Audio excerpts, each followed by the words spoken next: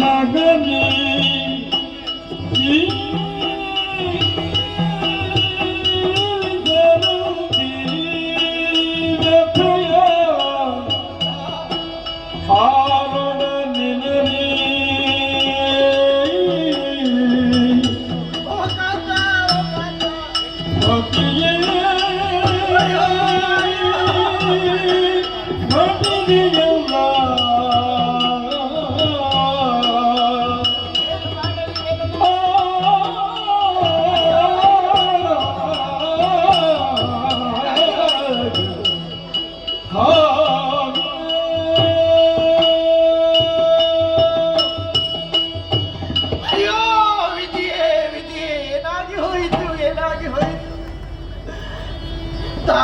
ಕರ್ಕಶವಾದಂತಹ ವಾರ್ತೆಯನ್ನು ಕೇಳುತ್ತಾ ಇದ್ದಾಳೆ ಈ ಮಾಲಿನಿ.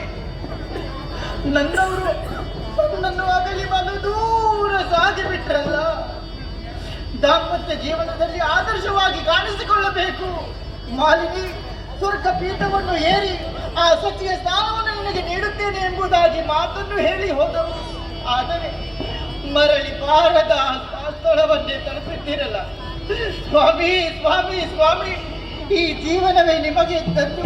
ಹಾಗಾದರೆ ನೀವು ಹೋದಂತಹ ಸ್ಥಳಕ್ಕೆ ಈ ಮಾಲಿನಿ ಕೂಡ ಬರುತ್ತಾಳೆ, ಈ ಮಾಲಿನಿ ಕೂಡ ಬರುತ್ತಾಳೆ. ನಾನು ಕೂಡ ಸಾಯುತ್ತೇನೆ, ನಾನು ಕೂಡ ಸಾಯುತ್ತೇನೆ. ಅತ್ತು ಫಲವೇ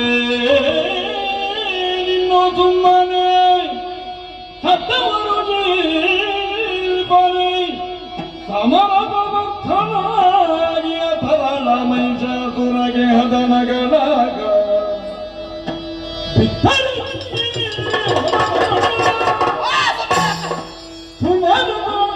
ಮುಖವನ್ನು ತಡೆಮಡಿ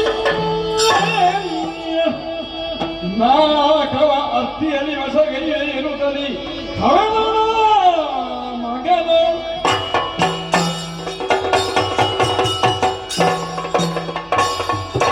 ನಾನು ಕೂಡ ಸಾಯುತ್ತೇನೆ, ನಾನು ಕೂಡ. ನಾನು ಯಾಕೆ ಸಾಯಬೇಕು? ಯಾರಿಗಾಗಿ ಸಾಯಬೇಕು? ಸತ್ತವರಿಗಾಗಿ ಅತ್ತರೆ ಅತ್ತವರು ನಾಳೆ ಸಾಯಬೇಕಂತೆ. ಹಾಗಾದ್ರೆ ಬದುಕಬೇಕು, ನಾನು ಬದುಕಿ ಸಾಧಿಸಬೇಕು. ಯಾಕೆ ಇಂತಹದಂತಹ ಸ್ಥಿತಿಗೆ ಒಳಗಾಗಿದ್ದೇನೆ? ಹಾಗಾದ್ರೆ ನನ್ನ ಈ ಪರಿಸ್ಥಿತಿಗೆ ಕಾರಣ ಯಾರು? ಕಾರಣ ಯಾರು?